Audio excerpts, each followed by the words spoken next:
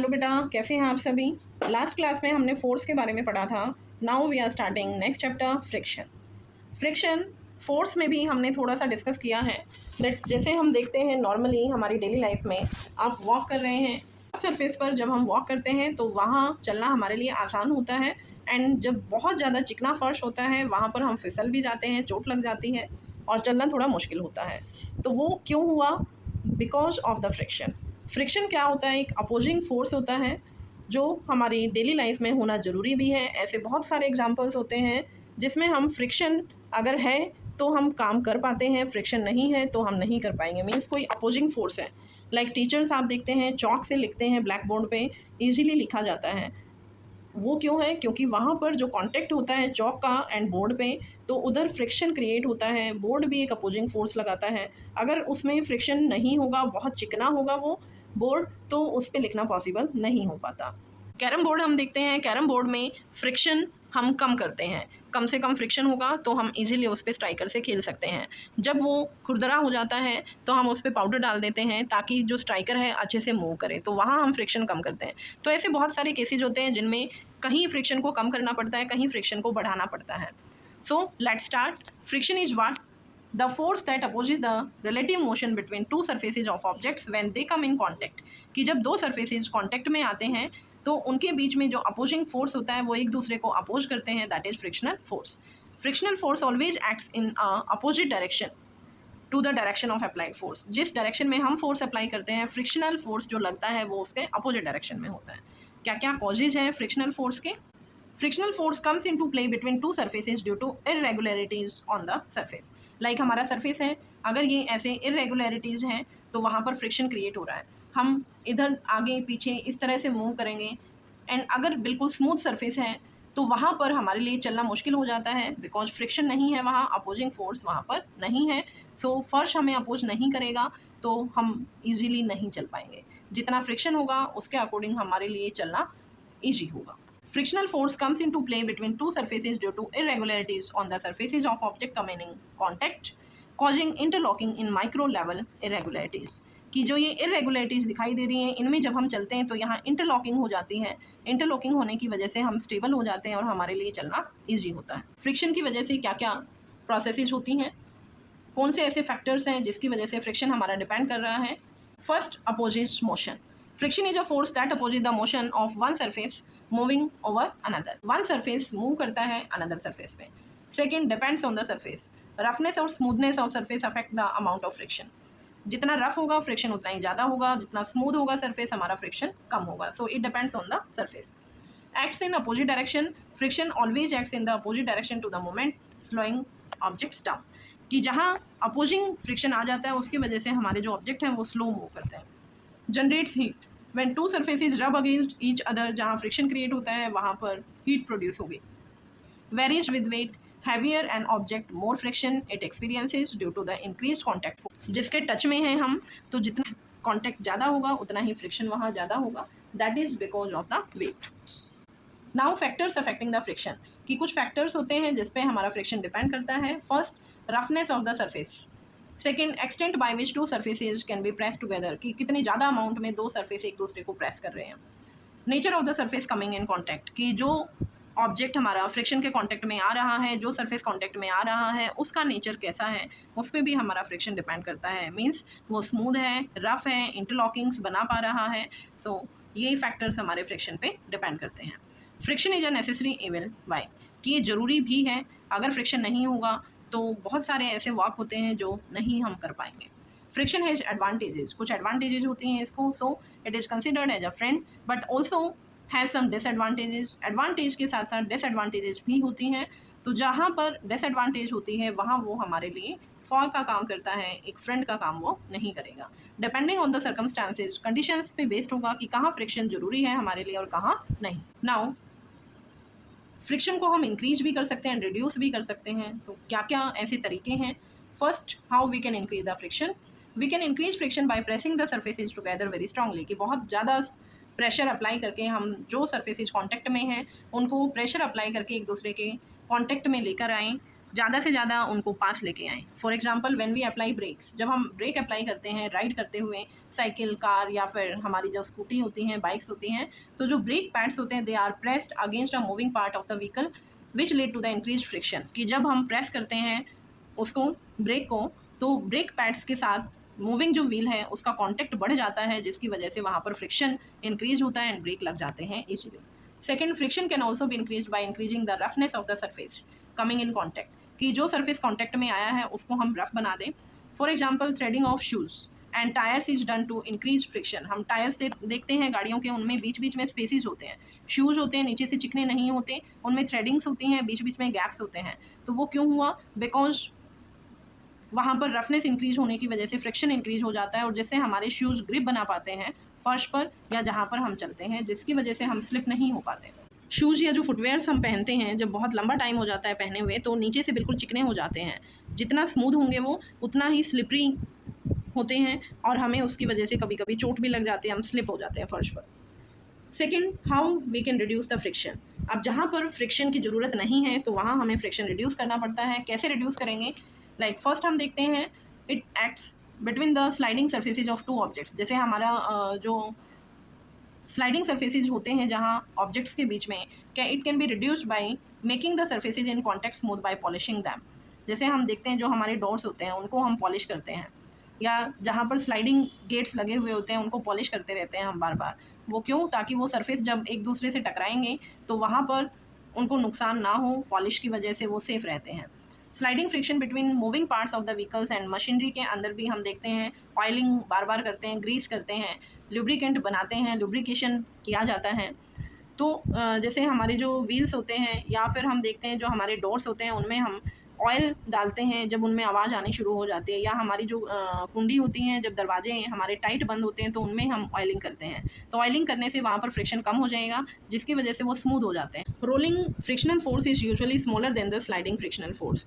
यहाँ पर जैसे हम देखते हैं हमारे पास 2 टाइप के फ्रिक्शंस होते हैं, स्लाइडिंग या रोलिंग। ऑब्जेक्ट्स रोल करते हैं या स्लाइड करते हुए जाते हैं, तो जो रोलिंग फ्रिक्शनल फोर्स होता है वो स्मॉल होता है देन द स्लाइड। जब हम किसी ऑब्जेक्ट को स्लाइड करते हैं, फिसलाते हुए लेके जाते हैं बजाय कि टायर्स के, तो वो रोलिंग जो फोर्स वहाँ पर लगता है वो कम है। हेंस जो स्लाइडिंग फ्रिक्शन है जनरली रिप्लेस कर देते हैं हम उनको रोलिंग फ्रिक्शन से बाय यूजिंग द रोलर्स लगा दें, बॉल बेयरिंग्स लगा दें, तो वहाँ पर क्या हो जाता है, हमारा जो रोलिंग फ्रिक्शन क्रिएट हो जाएगा बजाय कि स्लाइड करने के। सो इस तरह से भी हम फ्रिक्शन को डिक्रीज कर सकते हैं।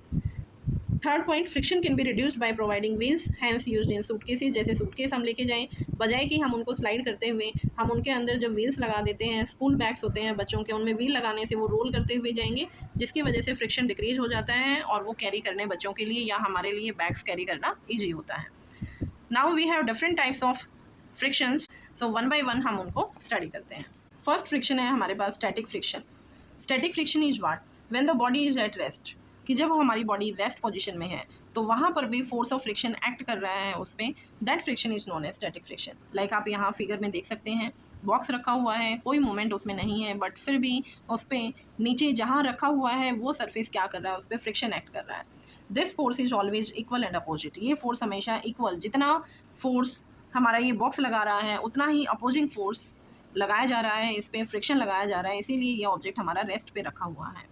The force which is acting when the body is just at the point of sliding. कि जब वो जस्ट स्लाइड करने वाला है, मतलब जैसे ही हम उसको थोड़ा सा आगे की तरफ मूव करना स्टार्ट करते हैं, स्टार्टिंग पॉइंट, तो that point is known as, on that surface is known as limiting friction. Second, sliding friction. The frictional force which opposite the sliding motion between two surfaces which are in contact.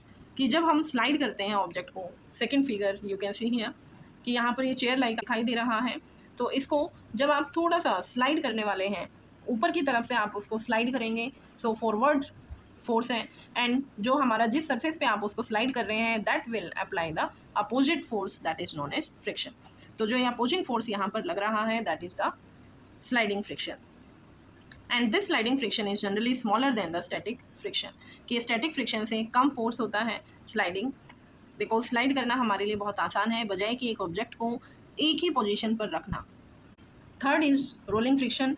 The frictional force which is present between the two surfaces when one body rolls over the another body. कि जैसे ये ball आपको दिखाई दे रही है, जब ये ball role करती है तो यहाँ पर जैसे जैसे ये रोल कर रही है ये भी अपना फोर्स लगा रहा है, जिस सरफेस पे ये रोल कर रहा है, that surface always apply some force that is known as rolling friction.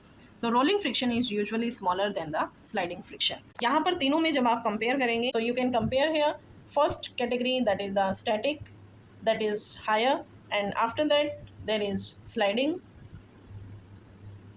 and then it is the rolling friction. Now is the fluid friction, means the friction caused by the fluid like the water, air, water and other fluids exert frictional force, drag करते हैं, drag force बोला जाता है इसको, जो fluids के through exert होता है on objects moving through them. Frictional force depend on the object speed, shape and the nature of the fluid, कि क्या उस फ्लूइड का नेचर है, कितना डेंसर है वो फ्लूइड, क्या शेप है, and the speed it depends on objects moving through fluids loss energy due to the friction, कि जब ऑब्जेक्ट्स मूव करते हैं उन फ्लूइड्स में से वो लॉस करते रहते हैं एनर्जी को। वाई? बिकॉज वो फ्लूइड भी क्या कर रहा है, फ्रिक्शन अप्लाई कर रहा है, अपोजिंग फोर्स अप्लाई करता है। So efforts are made to reduce this friction. इस फ्रिक्शन को रिड्यूस करने के लिए हम डिफरेंट एफर्ट्स अप्लाई करते हैं। Special shapes inspired by nature, birds and fishes, जैसे बर्ड्स हम देखते हैं उनकी जो बीक होती है, फिश होती हैं आगे से पॉइंटेड होते हैं, बिकॉज जब वो पानी में चलते हैं तो पानी भी एक अपोजिंग फोर्स लगाता है, आगे से जितनी शार्प एज होगी उनकी उतना ही यहाँ पर फ्रिक्शन कम लग पाएगा, एंड जो हमारे एनिमल्स हैं वो इजीली मूव कर पाएंगे पानी में। सेम हम देखते हैं एरोप्लेन्स होते हैं, बिकॉज एटमॉस्फेयर में भी एयर प्रेशर है, वो भी अपोजिंग फोर्स लगाता है, इसलिए जो प्लेन्स की शेप बनाई गई है वो भी आगे से पॉइंटेड होती है, सो दैट पॉइंट सरफेस की वजह से जो अपोजिंग फोर्स आएगा वो कम से कम हो और इजीली एयर से हमारा जो एरोप्लेन्स होते हैं वो मूव कर पाए। सो उस एनर्जी को मिनिमाइज करने के लिए शेप्स डिफरेंट दी जाती हैं। Vehicles including aeroplanes are designed with shapes that reduce fluid friction for better efficiency. Body of aeroplanes, boats, ships, fishes, birds, they are able to move through fluids because of their streamlined shape.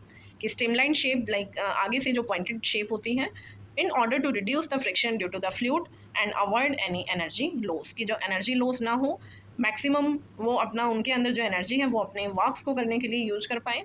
Now there are some effects of the friction. friction की वजह से क्या क्या होता है? It generates heat generate होती है, जितना ज़्यादा फ्रिक्शन होगा उतनी ही ज़्यादा हीट जनरेट होगी। लाइक हम अपने हैंड्स को ही रब करना स्टार्ट करते हैं तो वो हैंड्स में से हीट हमें फील होती है, तो वो क्यों हो रहा है? बिकॉज हम अपने हैंड्स को अपोजिट डायरेक्शन में मूव करते हैं, रब करते हैं एक दूसरे के साथ, तो वहाँ भी फ्रिक्शन कोज होता है। It is responsible for causing wear and tier in the tyres. Tyres में जितना ज़्यादा फ्रिक्शन होगा उतने ही वो जल्दी से टूटते हैं। And frictional force always opposite the motion, क्योंकि जो फ्रिक्शनल फोर्स है मोशन को अपोज करता है, सो अपोज होगा तो वहाँ से एनर्जी लॉस होने के चांसेस इंक्रीज हो जाते हैं। Now there are some advantages of friction. It is due to friction between pen and the paper, जैसे पेन एंड पेपर हमारा अपोजिंग फोर्स अप्लाई करता है, उसी की वजह से हम पेपर पर लिख पाते हैं पेन के थ्रू। अगर पेपर बहुत चिकना होगा, हम देखते हैं कि पेपर पर जब हम लिखते हैं तो स्मूथ साइड लिखना हमारे लिए मुश्किल होता है बजाय कि रफ साइड। सो वो क्यों होता है? बिकॉज फ्रिक्शन इंक्रीज हो जाता है, तो ये एक एडवांटेज होता है, जितना रफ पेपर होगा उतना ही इजीली हम उस पर लिख पाएंगे। Frictional force between our feet and our ground. Ground पर जब हम चल रहे हैं तो जो फिट होते हैं एंड जो ग्राउंड है वो अपोजिंग फोर्स लगाता है, जिसकी वजह से हम स्टैंड हो पाते हैं, वॉक कर पाते हैं एंड रन कर पाते हैं on the ground. Frictional force between surface of the road and the tyres of our vehicles allow the vehicles to move. Road and जो टायर्स के बीच में जो फ्रिक्शन अप्लाई होता है उसकी वजह से व्हीकल्स अच्छे से मूव कर पाते हैं। अगर फ्रिक्शन नहीं होगा तो रोड पे जो टायर्स होंगे वो स्लिप हो जाएंगे एंड व्हीकल्स का चलना मुश्किल हो जाएगा। Now the advantages of friction. Due to the friction moving objects tend to stop और slow down and their motion is opposed. Friction की वजह से जो ऑब्जेक्ट्स हैं अपने आप स्टॉप हो जाएंगे या स्लो हो जाते हैं, so it will be a disadvantage. Due to the friction heat generate होती है, जिसकी वजह से वेस्टेज ऑफ एनर्जी होती है मशीन्स में। Friction is responsible for the wear and tear of the moving parts of the machinery, soles of the shoes and the tyres on the road after some time, कि कुछ time तक वो अच्छे से move करते हैं लेकिन उसके बाद वो ख़राब होना शुरू हो जाते हैं, स्लिपरी होना शुरू हो जाते हैं। That is because of the friction.